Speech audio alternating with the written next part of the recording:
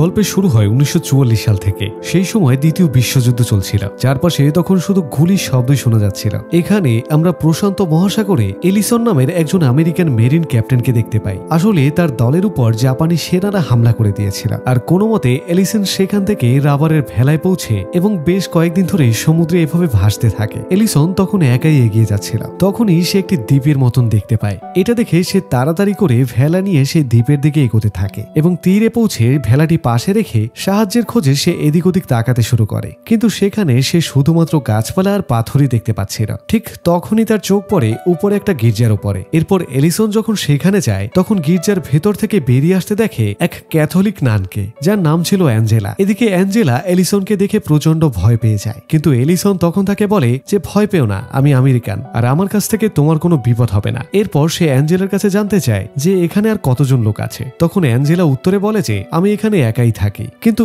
এটা শুনে এলিসন কোনোভাবেই বিশ্বাস করতে পারে না। এরপর অ্যাঞ্জেলা এলিসনকে তার থাকার জায়গায় নিয়ে যায় এবং তাকে খাবার খেতে দেয়। এরপরে এলিসন তাকে জিজ্ঞেস করে যে তুমি এখানে একা থাকছো কেন? তখন অ্যাঞ্জেলা তাকে জানায় যে আমি একজন পাদ্রীর সঙ্গে এখানে এসেছিলাম, আর আমাদেরকে কিছু বয়স্ক ফাদারকে জাপানিজ সৈন্যদের হাত থেকে বাঁচিয়ে এখান থেকে নিয়ে যেতে হতো। কিন্তু যখন আমরা এখানে পৌঁছাই ততক্ষণে জাপানিজরা আগেই দ্বীপে এসে পড়েছিল এবং সেই ফাদারদেরকে সেখান থেকে ধরে নিয়ে গিয়েছিল। এরপর যুদ্ধের পরিবেশ দেখে আমরা ঠিক করি যে কয়েকদিন আমরা এখানেই লুকিয়ে থাকবো। কিন্তু এর কিছুদিন পরে আমার সাথে যে ফাদার এসেছিলেন তার শরীর খারাপ হয়ে যায় এবং সে এক পর্যায়ে মারা যায়। আর তখন থেকেই আমি এখানে একাই থাকি। আর আমার লোকেরা হয়তো ভেবেছিল যে জাপানিজ সৈন্যরা হয়তো আমাকে ধরে নিয়ে গেছে, তাই কেউ আমাকে বাঁচাতে আসেনি। এরপরে এলিসনও তার নিজের গল্প খুলে বলে। সে বলে আমি একজন মেরিন, আর আমার দলের উপরে জাপানিজ সৈন্যরা হামলা করে দিয়েছিল, আর আমি কোনো মতে এখানে জীবন বাঁচিয়ে ফিরে এসেছি। এরপর এলিসন কিছুক্ষণ বিশ্রাম নেয়। এরপর যখন সে ওঠে তখন দেখতে পায় যে অ্যাঞ্জেলা মোমবাতি জ্বালিয়ে ঈশ্বরের কাছে প্রার্থনা করছে। এরপর তারা দুজনেই খাবারের খোঁজে বাইরে বের হয়। এলিসন গাছে উঠে ডাব এবং ফল পারে এবং নিচে অ্যাঞ্জেলাকে দেয়, কিন্তু প্রোটিনের জন্য এলিসনের অন্য কিছু খাবার দরকার ছিল। ঠিক তখনই সে সমুদ্রে একটা কচ্ছপ দেখতে পায়। এটা দেখে সে দড়ি আর কাঠ নিয়ে ভেলায় বসে, আর অ্যাঞ্জেলাও তার সাথে বসে। এরপর দুজনেই কচ্ছপের দিকে এগোতে থাকে, কিন্তু এলিসনের জন্য কচ্ছপ ধরা এতটা সহজ ছিল না। তাই সে চেষ্টা করতে গিয়ে এক পর্যায়ে সমুদ্রে পড়ে যায়, কিন্তু অ্যাঞ্জেলার সাহায্যে সে কোনো মতে কচ্ছপটাকে ধরে আবার ভেলায় ফিরে আসে। এরপর এলিসন দ্বীপে ফিরে কচ্ছপটিকে রান্না করে খায়, আর সে অ্যাঞ্জেলাকে বলে যে এই দ্বীপে আমাদের কাছে সবকিছু আছে, আর যদি কেউ আমাদেরকে বাঁচাতে নাও আসে তাহলে আমরা এখানে বেঁচে থাকতে পারবো। তখন অ্যাঞ্জেলা তাকে জিজ্ঞেস করে যে তোমার বাড়িতে কে কে আছে, আর তখন এলিসন তাকে বলে যে সে একজন অনাথ, আর সে 14 বছর বয়স থেকেই অনাথ আশ্রমে থেকেছে। আর এরপর পড়া শেষ করার পর আমি সেনাবাহিনীতে যোগ দেওয়ার সিদ্ধান্ত নেই, কারণ আমি দেশের জন্য কিছু একটা করতে চেয়েছিলাম। এরপরে অ্যাঞ্জেলাও তাকে জানায় যে সেও অনাথ, আর সে জানায় যে সে ঈশ্বরকে অনেক বেশি বিশ্বাস করে, আর তাই তো সে নান হওয়ার সিদ্ধান্ত নিয়েছে। আর এখান থেকে আমরা দেখতে পাই যে এলিসন আর অ্যাঞ্জেলা একে অপরের থেকে বেশ আলাদা ছিল। যেখানে অ্যাঞ্জেলা ছিল খুবই শান্ত স্বভাবের এবং সে সবসময় ঈশ্বরের উপর ভরসা রাখে, কিন্তু অন্যদিকে এলিসন ঈশ্বরের প্রতি একেবারে বিশ্বাসী করত না, আর তার স্বভাবও ছিল একেবারে কড়া। এর পরের দিন এলিসন আর অ্যাঞ্জেলা আকাশে জাপানি যুদ্ধ বিমান দেখতে পায়, আর এটা দেখে এলিসন অ্যাঞ্জেলাকে নিয়ে লুকিয়ে পড়ে, কারণ যদি তারা দুজনকে দেখতে পারে তাহলে দুজনেরই জীবন যেতে পারে। এখানে এলিসন অ্যাঞ্জেলাকে বলে যে আমাদেরকে কিছুদিন এখানেই লুকিয়ে থাকতে হবে। আমি একটা গুহা দেখেছি আর আমাদেরকে সেখানেই থাকা ঠিক হবে। আর অ্যাঞ্জেলার কাছেও এটা ঠিক মনে হয়, তাই সে এলিসনের সঙ্গে করেই গুহায় চলে যায় এবং দুজনেই সারাদিন সেখানেই থাকে। এর পরের দিন সকালে তারা প্রচন্ড বোমার শব্দ শুনতে পায়, আর এলিসন তখন গুহার বাইরে উকি দিয়ে দেখে যে জাপানিজ সৈন্যরা বিমান দিয়ে দ্বীপের উপরে প্রচন্ড বোমবারিং করছিল। এটা দেখে অ্যাঞ্জেলা খুব ভয় পেয়ে যায় এবং সে ঈশ্বরের কাছে প্রার্থনা করতে থাকে। এরপর এলিসন তাকে সাহস দেয় এবং তাকে শান্ত করে, কিন্তু কিছুক্ষণ পরে যখন বিমানগুলো সেখান থেকে চলে যায় তারা দুজন গুহা থেকে বাইরে বেরিয়ে আসে, আর তারা দেখতে পায় যে চারপাশে একেবারে সবকিছু ম্যাসাকার হয়ে গেছে, এমনকি তাদের বাড়ি এবং সেই গির্জাটিও পুরোপুরি নষ্ট হয়ে গিয়েছিল। ঠিক তখনই জাপানি সৈন্যদের একটি দল তাদের আবহাওয়া সংক্রান্ত একটা ক্যাম্প স্থাপন করার জন্য এই দ্বীপে আসে। এরপর তারা দ্বীপে এসে যে ভেলায় করে এলিসন এখানে এসেছিল সেটিকেও তারা নষ্ট করে দেয়, আর তাদেরকে দেখে এলিসন এবং অ্যাঞ্জেলা আবারও গুহায় লুকিয়ে থাকতে বাধ্য হয়। দেখা যায় তাদের আশেপাশে অনেক জাপানি সেনারা ঘোরাঘুরি করছিল, আর এটা দেখে এলিসন খুবই সতর্ক হয়ে যায় এবং সে অ্যাঞ্জেলাকে এখান থেকে যেতে বলে এবং নিজে একটি ছুরি নিয়ে দাঁড়িয়ে পড়ে। কিন্তু দেখা যায় সেই সেনারা গুহার ভেতরে আসে না, বরং সেখান থেকেই তারা চলে যায়। আর এখানে অ্যাঞ্জেলা এলিসনকে বলে যে আমি নিজেকে জাপানি সৈন্যদের হাতে তুলে দিচ্ছি, আর আমার মনে হয় হয়তো তারা একজন সন্ন্যাসীকে কিছুই করবে না, আর এতে করে তোমার এখান থেকে পালিয়ে যাওয়ার সুযোগ হবে। আর সে এটাও বলে যে এখন তো আমাদের কাছে খাওয়ার মতো কিছুই নেই। কিন্তু দেখা যায় এলিসন তার কোনো কথাই শোনে না এবং সে বলে যে আমরা এই ঝুঁকি নিতে পারি না, কারণ ওরা তোমার সঙ্গে যে কোনো সময় যা কিছু করতে পারে, তাই আমাদেরকে এখন লুকিয়ে থাকতে হবে। এরপর সন্ধ্যায় এলিসন গুহা থেকে বাইরে বেরিয়ে আসে। সে দেখে যে জাপানি সৈন্যরা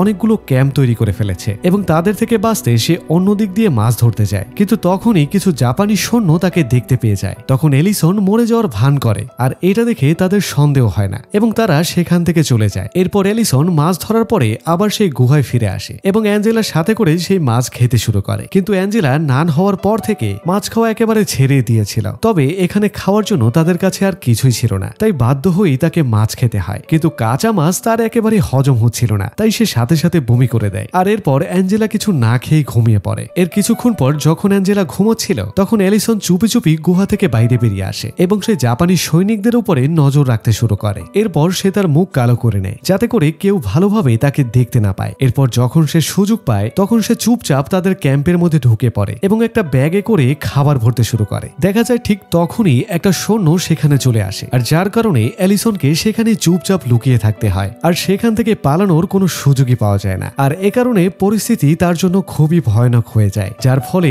সারা রাত তাকে সেখানেই থাকতে হয়। এর পরের দিন সকালে যখন জাপানি সব সৈন্যরা তাদের ক্যাম্পের বাইরে ট্রেনিং করছিল তখন এলিসন ধীরে ধীরে তার ব্যাগ নিয়ে কাউকে না দেখেই বাইরে বের হয় এবং সে একটি জায়গায় গিয়ে লুকিয়ে পড়ে। ওদিকে অ্যাঞ্জেলা যখন ঘুম থেকে ওঠে তখন গুহার মধ্যে সে এলিসনকে কোথাও দেখতে পায় না, আর এইটা দেখে সে প্রচন্ড ঘাবড়ে যায় আর তার মনে হয় যে এলিসন হয়তো মারা গেছে। আর এর ফলে সে তখন কাঁদতে শুরু করে। এরপর এলিসন জাপানি সৈন্যদের হাত থেকে বাঁচতে বাঁচতে কোনোভাবে গুহায় ফিরে আসে, আর সে বেঁচে আছে দেখে অ্যাঞ্জেলা প্রচন্ড খুশি হয়ে যায়। তখন এলিসন তাকে বলে যে সে খাবার আনতে সেই ক্যাম্পের মধ্যে গিয়েছিল, কিন্তু অ্যাঞ্জেলা তার উপরে প্রচন্ড রেগে যায়। সে বলে তুমি আমাকে না জানিয়ে কেন চলে গেলে, যার জন্য আমি খুব ভয় পেয়ে গিয়েছিলাম। তখন এলিসন তাকে আশ্বস্ত করে যে পরের বার থেকে সে এমনটা আর কখনোই করবে না। এর পরের দিন এলিসন অ্যাঞ্জেলাকে একটি ফুল এবং একটা চিরুনি উপহার দেয়, যা দেখে অ্যাঞ্জেলাও খুব খুশি হয়ে যায়। সে অ্যাঞ্জেলাকে জিজ্ঞেস করে তুমি কি তোমার নানের জীবন ছেড়ে সাধারণ মানুষের মতো জীবনযাপন করতে চাও? এর উত্তরে অ্যাঞ্জেলা জানায় যে সে এখনো তার চূড়ান্ত শপথ নেয়নি এবং সন্ন্যাসী হওয়ার জন্য 5 বছরের সময় দেওয়া হয় যাতে কেউ সঠিক সিদ্ধান্ত নিতে পারে, আর সে এখন এই সিদ্ধান্তে পুরোপুরি অটল নয়। আসলে এলিসন এর মধ্যেই অ্যাঞ্জেলাকে অনেকটা পছন্দ করতে শুরু করেছিল, তাই সে চায় না যে অ্যাঞ্জেলা পুরোপুরি একেবারে সন্ন্যাসী হয়ে যায়। তখনই তারা বাইরে থেকে কিছুর একটা আওয়াজ শুনতে পায়। তারা দেখতে পায় যে জাপানি সৈন্যরা সেখান থেকে চলে যাচ্ছে। এটা দেখে তারা দুজনেই খুব খুশি হয়ে যায়। এরপরে জাপানি ক্যাম্পের মধ্যে ফেলে যাওয়া সব জিনিসপত্র থেকে তাদের খাবার দাবারের আর কোনো সমস্যাই থাকে না। এরপরে এলিসন অ্যাঞ্জেলাকে জানায় যে সে ছোটবেলা থেকেই খুব একা ছিল, সে অনেক কষ্ট সহ্য করেছে, কিন্তু এখন সে তার সঙ্গে খুশি থাকতে চায়। সে বলে আমি তোমাকে ভালোবাসতে শুরু করেছি, আর তাই তুমি যদি তোমার নান হওয়ার ইচ্ছা বদল করো তাহলে যুদ্ধ শেষ হলে আমি তোমাকে বিয়ে করব। আর এটা শুনে অ্যাঞ্জেলা অবাক হয়ে যায় এবং সে বলে সে নিজেকে ঈশ্বরের কাছে সমর্পণ করেছে, আর সে তার ঈশ্বরকে ঠকিয়ে কোনোভাবেই কারোর সাথে থাকতে পারবে না। আর এটা শুনে এলিসন মনে মনে প্রচন্ড দুঃখ পায়, কিন্তু সে তাকে বলে যদি তুমি আমার কথায় কষ্ট পেয়ে থাকো তাহলে আমাকে ক্ষমা করে দিও। এরপরে রাতে দুজনে খাবার খাওয়ার পরে বসেছিল, তখনই এলিসন জাপানি একটা লাল পানির বোতল খুঁজে পায় এবং সে খুব খুশি মনে খুব বেশি খেয়ে ফেলে এবং নেশার মধ্যে সে অ্যাঞ্জেলাকে এটা ওটা করে বলতে থাকে। সে বলে তোমার সেই শপথগুলো একেবারে অর্থহীন,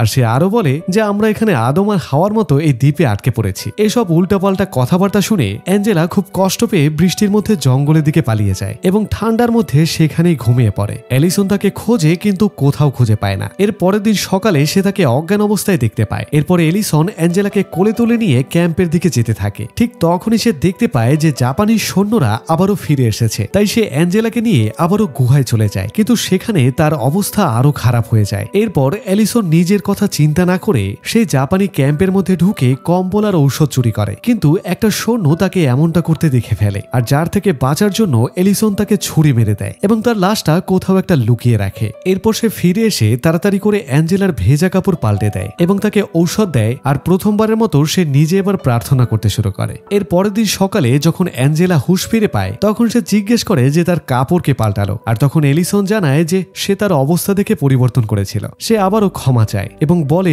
যে কাল সে যা কিছু বলেছিল তা একেবারে নেশার ঘরে বলেছিল, তাই অ্যাঞ্জেলা যেন তাকে ক্ষমা করে দেয়। ঠিক তখনই তারা বাইরে বোমার আওয়াজ শুনতে পায়। এলিসন বাইরে গিয়ে জানতে পারে যে জাপানি সৈন্যরা আবারও দ্বীপে বোমা ফেলেছে, কারণ তাদের একজন সৈন্যকে এলিসন মেরে ফেলেছিল, আর এই কথা কোনোভাবে তারা জানতে পেরেছে, আর এজন্যই তারা এলিসনকে মারার জন্য খুঁজছিল। এরপর এলিসন যখন অ্যাঞ্জেলাকে বলে যে সে যখন কম্বল আনতে গিয়েছিল তখন একজন জাপানি সৈন্য তাকে দেখে ফেলেছিল, আর তাই আত্মরক্ষার জন্যই সে তাকে শেষ করে ফেলেছে। এটা শুনে অ্যাঞ্জেলা আরো দুঃখ পায় এবং সাথে সাথে সে ঈশ্বরের কাছে ক্ষমা চায়। আর এরই মধ্যে কিছু জাপানি সৈন্য খুঁজতে খুঁজতে তাদের গুহার কাছে চলে আসে। এরপর তারা গুহার কাছে এসে তাদের মধ্যে কেউ একজন বলে যে যদি কেউ ভেতরে থাকে তাহলে বাইরে চলে এসো, আর তা না হলে আমরা গুহার ভেতরে গ্রেনেড ছুড়ে দেব।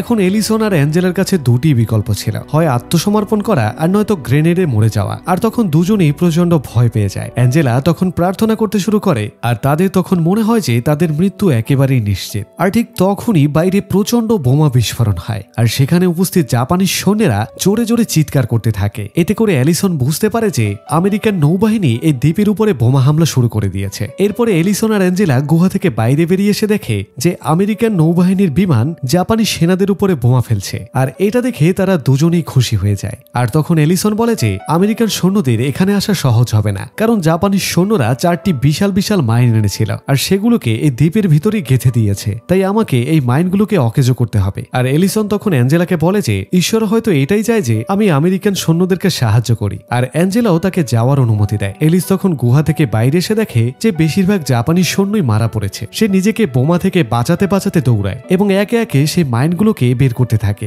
এই সময়ে সে একটা বোমা বিস্ফোরণের কারণে আহত হয়, কিন্তু তারপরেও সে থামে না। সে কোনো মতে একে একে সব মাইনগুলোকে অকেজো করে দেয়, আর যার ফলে অনেক আমেরিকার সৈন্যদের জীবন বেঁচে যায়। আর এরপর আমেরিকান নৌবাহিনী তাদের বোমা হামলা বন্ধ করে দেয় এবং অ্যাঞ্জেলাও তখন গুহা থেকে বাইরে বেরিয়ে আসে। সে তখন এলিসনকে আহত অবস্থায় দেখে তার চিকিৎসা করতে শুরু করে। আর এলিসন তখন অ্যাঞ্জেলাকে বলে যে আমাদের হয়তো এখন আলাদা হওয়ার সময় এসে গেছে, হয়তো আমরা কোনোদিন আর দেখা করতে পারবো না। আর এটা শুনে অ্যাঞ্জেলা বলে যে যদিও আমি তোমার সঙ্গে জীবন কাটাতে পারবো না, কিন্তু তুমি সব সময় আমার হৃদয়ে থাকবে। এরপর আমেরিকান নৌবাহিনী দ্বীপে ল্যান্ড করে আর তাদের পতাকা সেখানে উড়িয়ে দেয়। আর যখন নৌবাহিনীর ক্যাপ্টেন এলিসনকে জীবিত অবস্থায় দেখতে পায় তখন সে একেবারেই অবাক হয়ে যায়, কারণ তারা ভেবে নিয়েছিল যে এলিসন ইতিমধ্যেই মারা গেছে। এরপর তারা এলিসনকে স্ট্রেচারে শুয়ে নিয়ে যেতে শুরু করে এবং তার পেছনে পেছনে অ্যাঞ্জেলাও হাঁটতে থাকে। আসলে এলিসন কখনোই অ্যাঞ্জেলাকে তার ভালোবাসার জন্য চাপ দেয়নি, আর সে তার নান হওয়ার সিদ্ধান্তের উপরে পুরোপুরি সম্মান করেছে। আর অন্যদিকে অ্যাঞ্জেলো এলিসনকে বুঝতে পারে। আর এই মুভিটি আমাদেরকে শিখিয়ে নেয় যে সত্যিকারের ভালোবাসা শুধু একসঙ্গে থাকার মধ্যেই নয়, কখনো কখনো দূরে থেকেও হৃদয়ের কানেকশন হয়ে যায়। আর এরই সঙ্গে এই সুন্দর মুভিটি শেষ হয়ে যায়। তো বন্ধুরা, যদি আপনিও এলিসনের জায়গায় থাকতেন তাহলে আপনিও কি দেশের জন্য জীবন বাঁচিয়ে রাখতেন কিনা কমেন্টে লিখে জানান। আর একটি লাইক দিয়ে চ্যানেলটি সাবস্ক্রাইব করুন যাতে নতুন নতুন সব গল্প সবার আগে চলে যায় আপনার দরজায়। তাই আর যাচ্ছি তবু যাচ্ছি না, দেখা হচ্ছে নতুন কোনো গল্প নিয়ে। ততক্ষণ পর্যন্ত ভালো থাকুন, সুস্থ থাকুন, আল্লাহ হাফেজ।